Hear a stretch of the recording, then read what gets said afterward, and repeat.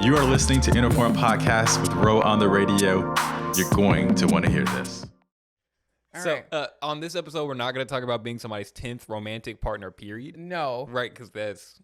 Welcome to INTERFORM Podcast. We got way off talk. Because I'm blaming James. James, I'm naming you in this episode. You didn't tell me when we started recording. Oof. And we're going to box later. It's INTERFORM Podcast. Me, Ro on the radio, and I've got a special guest with me. All my guests are special, but Bambi, tell everybody who you are, what you do, and we're going to get into a very touchy topic. Yeah. Okay, so who are you? I don't know how to answer that question. I'm still trying to figure that out. Hi, I'm Bambi, more commonly referred to as Preston if we're doing some work together. And I'm just the guy who does too much. I think that's the best way to describe it. You'll catch me in a little bit of everything now. Okay, all right. But you're also a producer. Yeah, music producer, event and producer, a model. Yeah, So, artist manager, just doing the thing. Those are things. Yeah, it's just what I like to do, so There I you do go. it. Yeah. So this episode is about, are y'all ready for this? Dum dum dum. It's religious abuse and white supremacy. Ooh. So Bambi, I want to know, like, what made you want to take a deep dive into these Well, I feel like these topics are together. Oh, right. for sure. Yeah. So what experience do you have, or like what made you really want to dive into this topic? I mean, first things first, I feel it's responsible to just put a disclaimer out there. Like everything I say is with a grain of salt. It's personal experience, what I've personally seen. You know, I can't speak on anybody else's behalf. But as the preacher's kid who went to 2 You're to 3. a preacher's kid. Yep. PK. Yep. All right. You know what they say about y'all. Yeah. I got the tattoos to prove it. But 2 to 3 church services a week, always having to study, just making sure I know everything there is to know. You know, you start to notice little patterns with these rhetorics lining up with those of others. You know, that relationship between the two is becoming more and more noticeable with the current climate we're living in. Yeah. Okay. All right. So when it comes to religious abuse, how do you recognize it? Like, what's a religious abuse to you? Right. I'm thinking like, I'm getting dark, like physical abuse, or like misusing your power in a religious setting, like within the church, like your position within the church to do things to other people that may not be good. I mean, what can you dive into what religious abuse is? You know, it could look like a variety of different things. Okay. You know, when people hear the word abuse, usually the first thing that we all think of is something physical. Yeah. You know, you can point that to that, especially when it comes to disciplining children. You know, the Bible actually does back that up. It does. It's something Spare the rod. Yep. Spoil the child. Was that correct? I'm not gonna lie. Grain of salt. You know, it depends on what version we're talking. The word is different, but yeah, the words mean the same. But yeah, just stuff like that, or even like you said, using a position of power in a religious institution to force yourself or your ideals onto somebody. But you know, the big thing that I've noticed is more of a psychological and mental thing. Okay. You know, being told that there's only one specific way you can live. The way that you live your life has to be in exact accordance with a specific book, and that anything outside of that is completely wrong, which leads to a lot of people thinking they can't be expressive, especially when it comes to women in the church. You know, there's a very big push for women being silent in service, which is something I'm super opposed to. Right. But, you know, it is in there. And those who have those super conservative and by the book belief. Yeah, it teeters this line of, all right, so is this religion or is it abuse? Wow. Yeah. I mean, I grew up thinking, well, my parents were basically like, you can't wear pants to church, like super old school. If you wore a skirt, you had to wear a slip.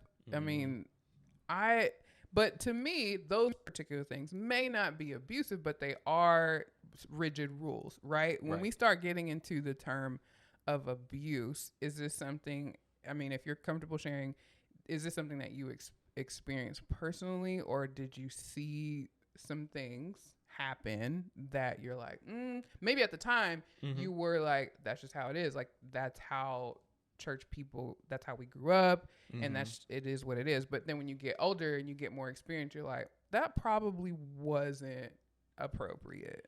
You know, on my personal behalf, I can't say that I've ever really experienced it. And if I did, I don't think I was aware because, you know, your normalcy stems from how you were raised, what you grew up around. Like, your normal is very different from everybody else's. But my status quo was, all right, church is first. That's everything. However, there was this incident on campus a little while back that I'm sure we're all aware of where these radicals, shall I say, came in and basically... On U of A campus? Yes, on U of A campus. Okay. Yeah, I don't know if you saw the reports, but they were holding up some very, very explicit signs, but in the name of religion.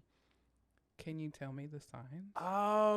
Can you bleep out the bad stuff? See, I want to be as cordial as possible. Okay. But they use the F slur a lot. And like, a sign could say God hates that word. Oh, I know exactly what you're talking about. Right. Wow. Right. And it's just stuff like that, you know, and these are things that under normal circumstances, anybody would immediately recognize this is verbal abuse. That's not okay. Correct. And at the same time, if you use religion to back it up, scriptural evidence is just going to say, oh, yeah, I guess he's within his religious right to push that on to people.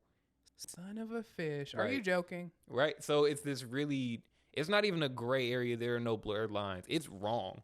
But Correct. people can back it up because there is that God-fearing factor in it. You know? So you're saying people are justifying hatred towards a certain type of people or people in general by using religion, right? Bingo. It's okay for me to say that I hate blank people because it says so in the Bible. Yeah. They use the exact same tactic to enforce slavery. You know, when people came over, generations got passed down. You know, I wouldn't even say it's taboo anymore, but it's a topic that isn't explored enough that, you know, black people were controlled through religion. That is how people were told it was okay to be a slave.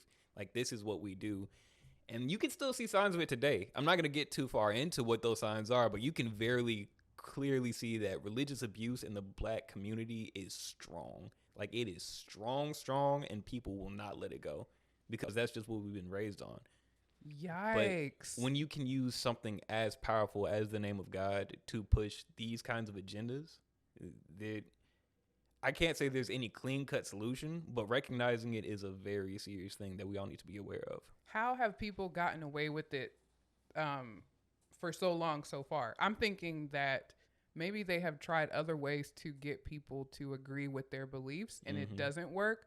But if you undercut that by saying, but you know, it says in the Bible, right? Like, that's all you have to do is just say, well, it says in the Bible you can't do this. It says in the Bible you can't do that. I have an example of that as far as like in my personal life. I know a trans couple, they are both trans and they have a child.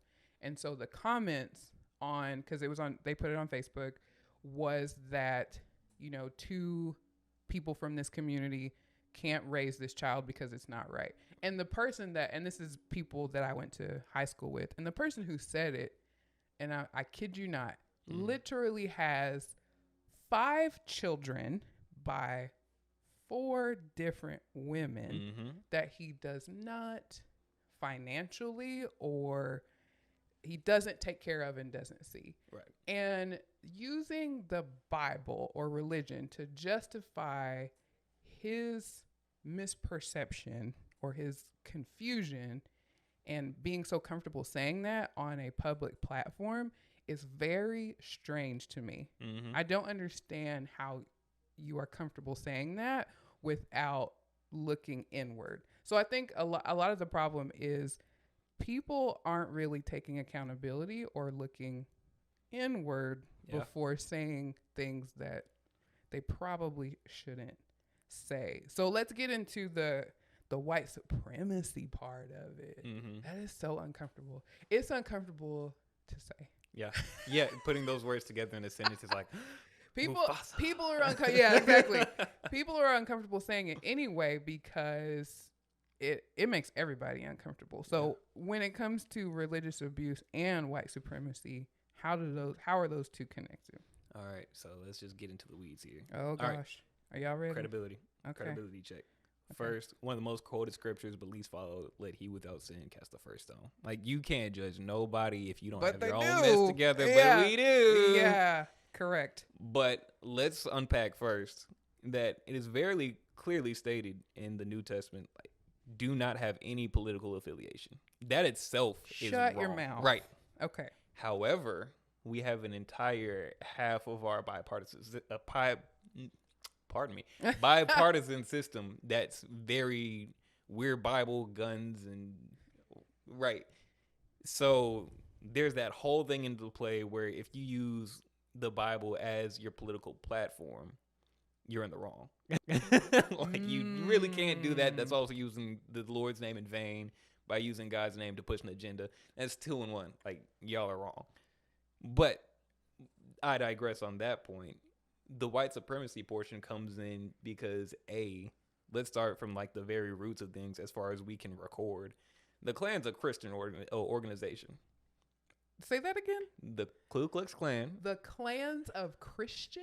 The Ku Klux Klan is a Christian organization. Shut your mouth. Most of their meetings run through churches. It just is what it is. Okay. And super conservative, right? On top of that, we just had the past 4 terms. I'm not going to say whether you're right or wrong for supporting whoever you believe is best to be president. But if we look at the insurrection, because that's just what it was, January 6th was a whole-on riot. That's look kind of white supremacist to me. And if you can tote a Bible and a Confederate flag together, there's got to be some sort of overlap there. That doesn't just happen. That's not a coincidence. You're using X to promote Y. So do you feel, as far as the things that you've experienced, do you feel like we can get anywhere? How do we separate? Can you separate white supremacy from religious abuse? 100%. Okay. 100%. They can be completely separated. I mean, everything that happens within the Catholic Church in Europe, I wouldn't say that's a white supremacist structure.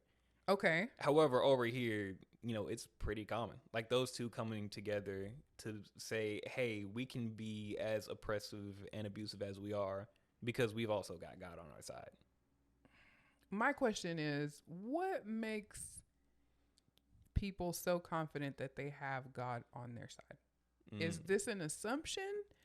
Is this a teaching? Like, for example, if I want to say something crazy, like I hate blank people, but it says so in the Bible and I have God on my side, where did I get that from? Did I get that from going to church? Did I get that from not going to church? Did I pull it out of my third point of contact? I'm trying to keep it. How did that get to number 3?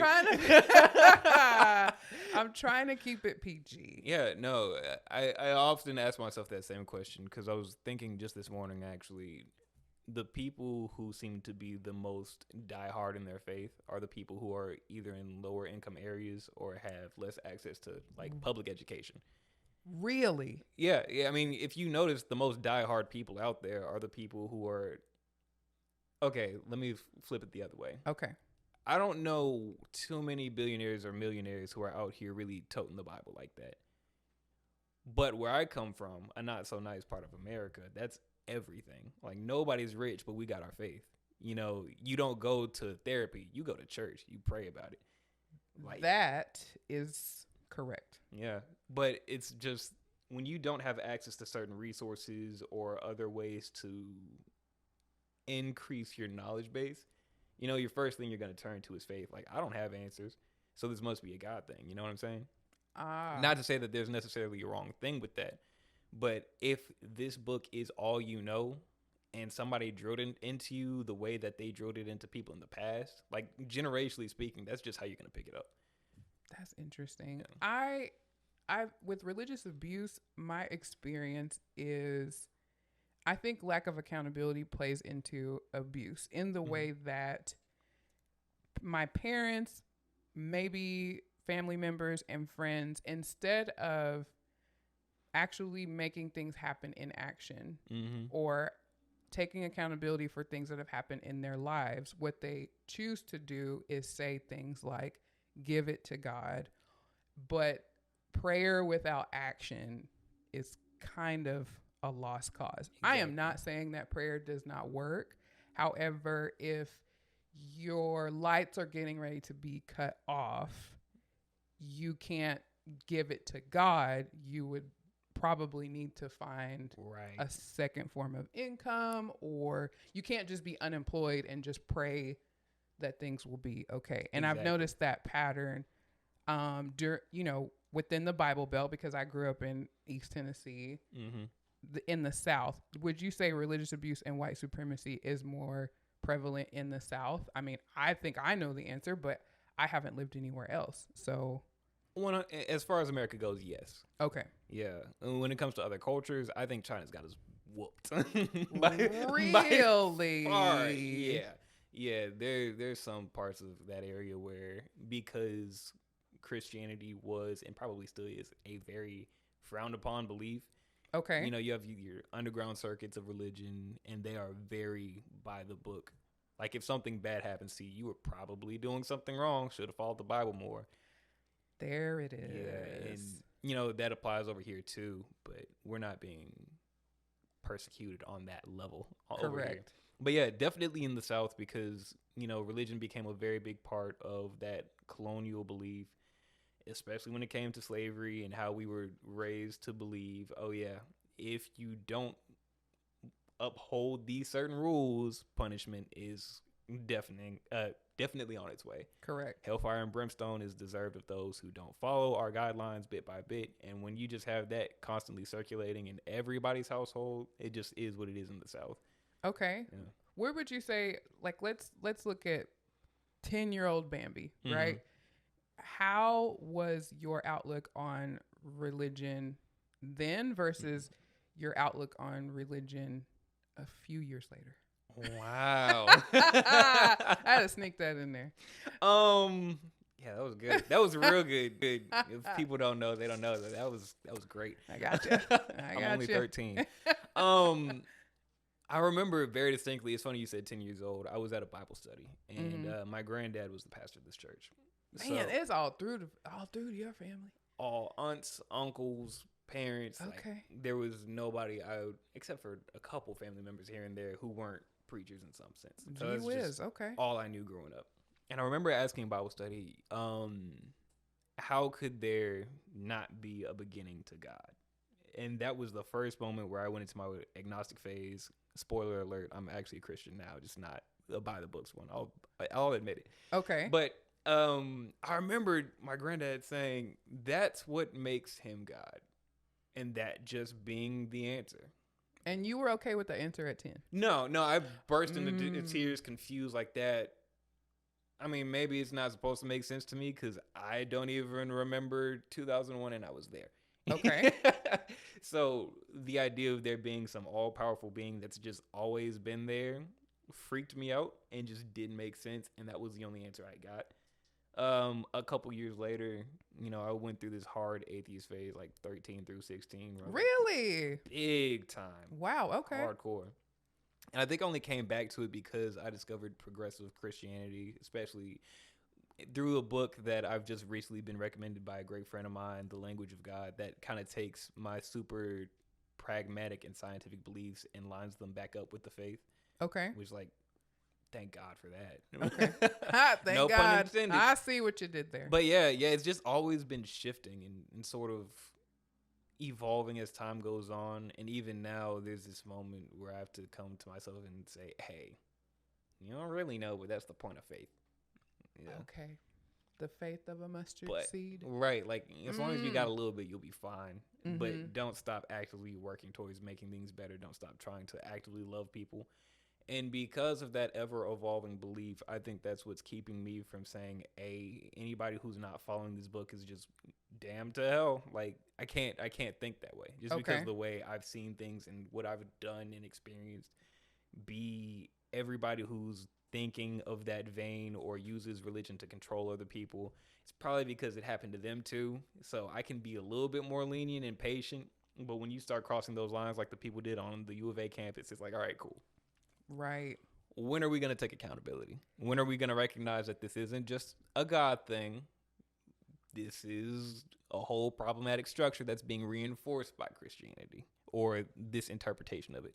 Would you say that, I can see how white supremacy and religious abuse are connected, but I can also see how they are separate, because I can see religious abuse without white supremacy, and I can see white supremacy without religion. I can see it as being a problem on its own and then bleeding into other problems. For sure. For example, religious abuse can come in the form of a deacon, or like for me, for example, I'm not going to say it wasn't physical abuse, but there is a reason why I don't frequent churches as a single Black woman, because there have been incidences, I'm not going to say where or who, but a deacon will say something inappropriate to me, and if I let his wife know, then I'm the homewrecker. For sure. So it's kind of like, I don't even want to go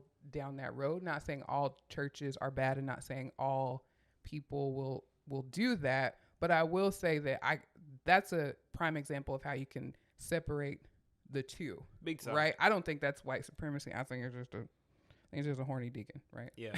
And, there's this big old Venn diagram to everything. Sure. Not everything is one-to-one, but, I mean, just being up here, I'll just be completely transparent. I've noticed that, I don't know how many Black churches there are in Northwest Arkansas. I can name 2. I can name 2. Well, one of them isn't all Black. Yeah. I know the one. Right, yeah. The one that everybody knows. Y'all are the rock. Doing your thing. Yeah, for real. Proud of y'all. But when I've gone to these smaller church services, just because I go to different churches at different times, try to learn from different people, because nobody has all the answers. You can learn anything from anyone. Okay. Yeah. That's a good way to look at it. But, the constant thing that I'll notice, if I happen to go to a church service around election time, or after we just had the band that... Election time. Yeah, okay. You're going to hear a lot of rhetoric that's anti-Democrat. And yikes. I've heard a lot of people speak out against Biden in church. Like, you should probably leave that part out, right, of the sermon. Right, but just a suggestion.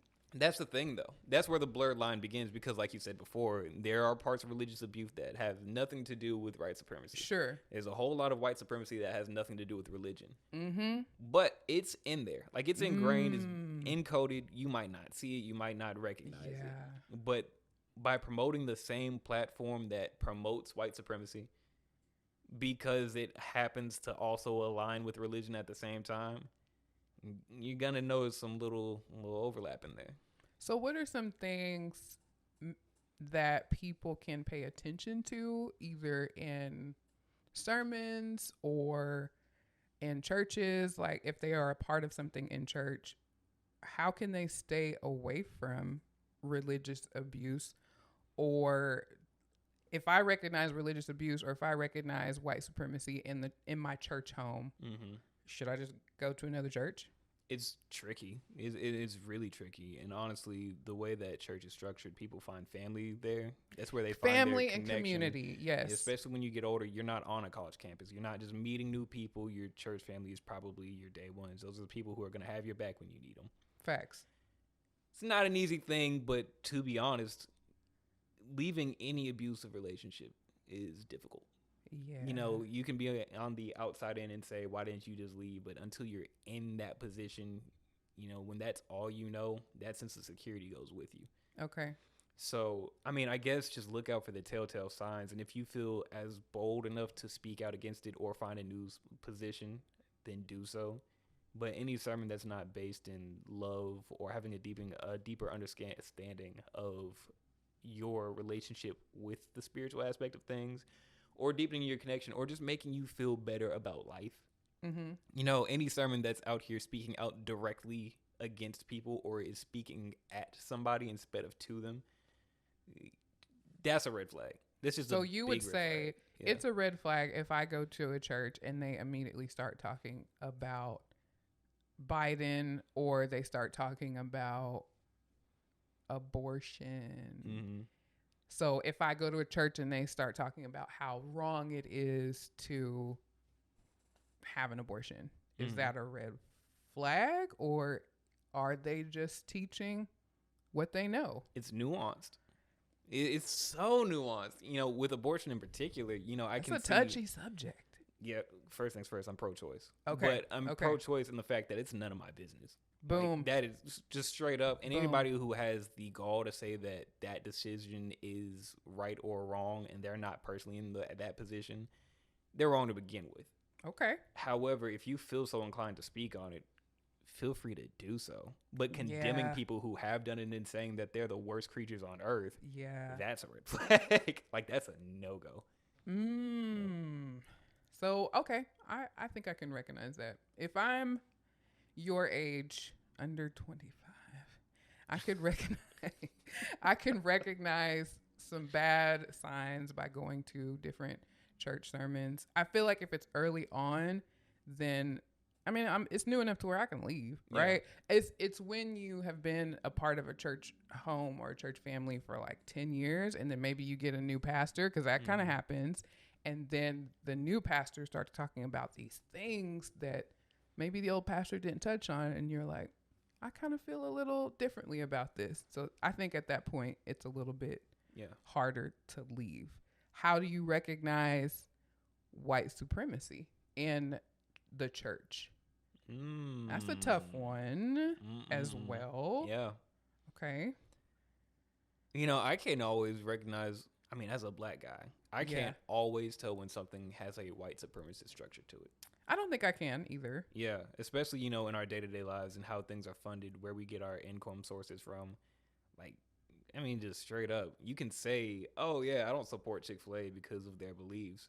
But those same beliefs are probably held by every grocery store owner in America.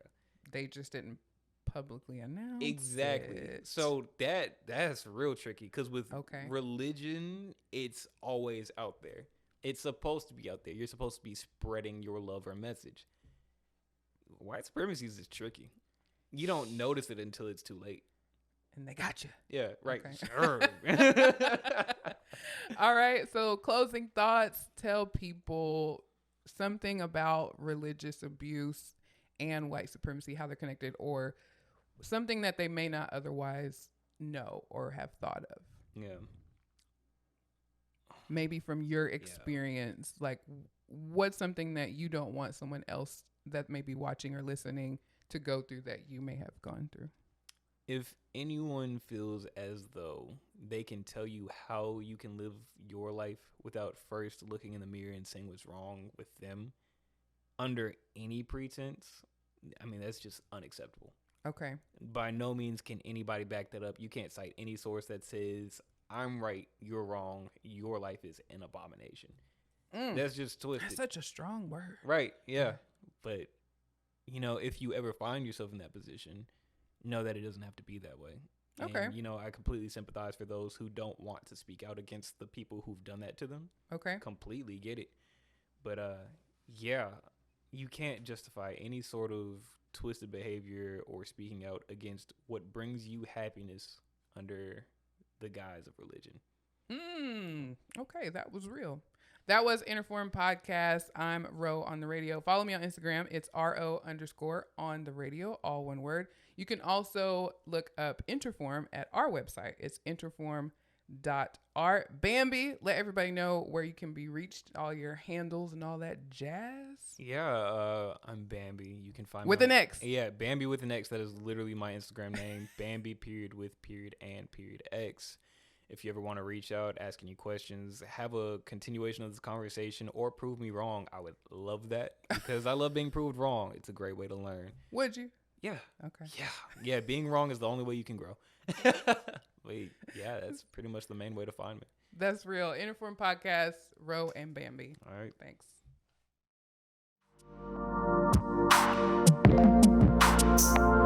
You are listening to INTERFORM Podcast with Ro on the radio. You're going to want to hear this.